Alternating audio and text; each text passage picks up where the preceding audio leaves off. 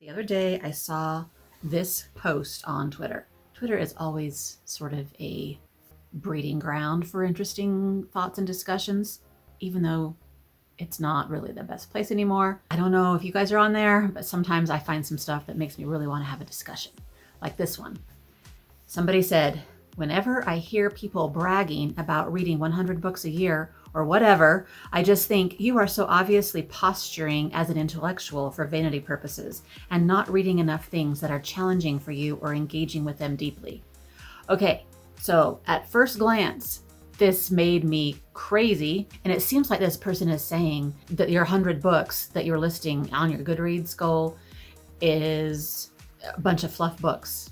They shouldn't really count. And you're just trying to look like you're so smart because you're reading 100 books.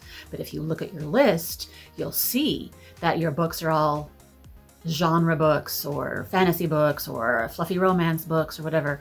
And so you're just trying to look like you're so smart because look at how many books you can read a year. So that just makes you want to go, oh, and fight. To that, I say, it doesn't matter what you're reading as long as it's what you want to be reading, right?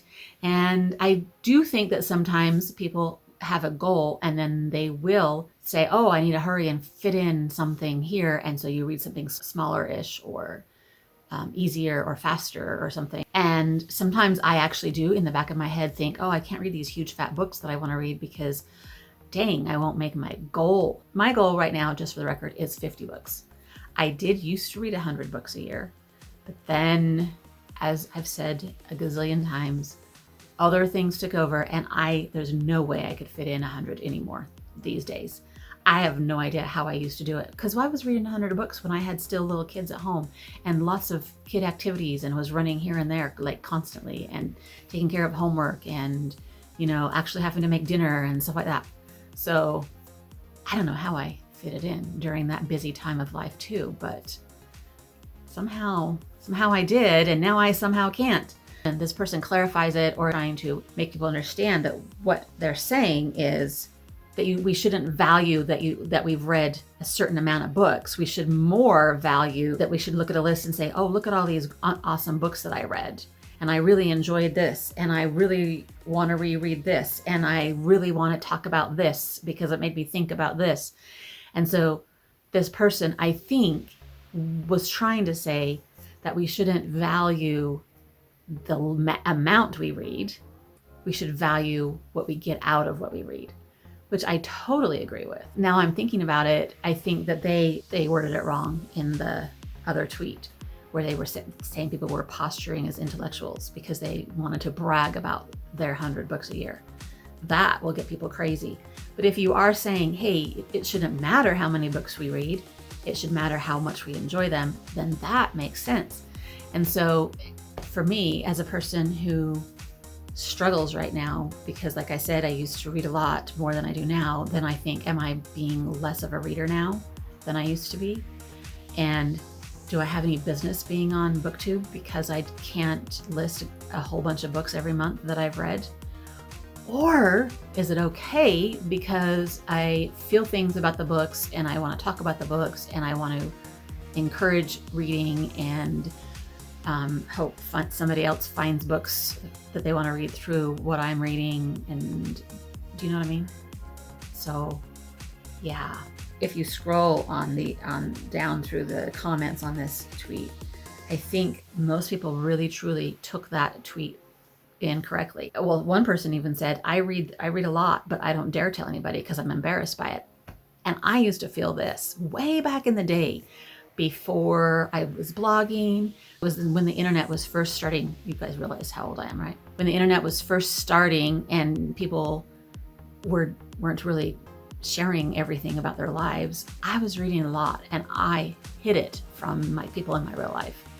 And there was a certain moment, I don't remember exactly like what instigated it or like what was happening in my life, but I remember having the distinct thought, it's okay to be a reader and it's okay that you read a lot of books and you do not need to hide this anymore. You can tell people about it. It's okay. So I have had that moment where I was embarrassed back in the day. I joined the first online chat groups about books way back when internet first started happening. And that's when I started really like reading a ton more. And I was like, oh my gosh, there's people out here that are like me and I am not that weird. I am weird, but I'm not that weird. Somebody did a really funny tweet in response to this. If I don't read one book every 2 hours, I start to suffer from withdrawal and try snorting straight paper. So, and a lot of the comments are saying it doesn't really matter what we read as long as we're reading. They're saying, hey, reading saved my life. And, if I read a ton of books to escape from reality, then that's not being pretentious and posing as an intellectual. It is not being pretentious to share our goals and to read a lot of books. But I guess we should remember that the end game in all this whole reading business is to have fun, to enjoy what you're reading, to broaden your mind, to have that beautiful thing called stories in our life. And then it doesn't really matter what the number is, whether it's huge or whether it's small. It doesn't matter.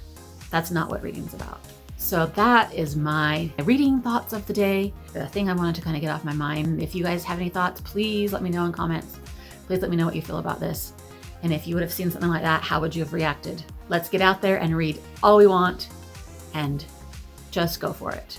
Till next time, happy reading. Bye.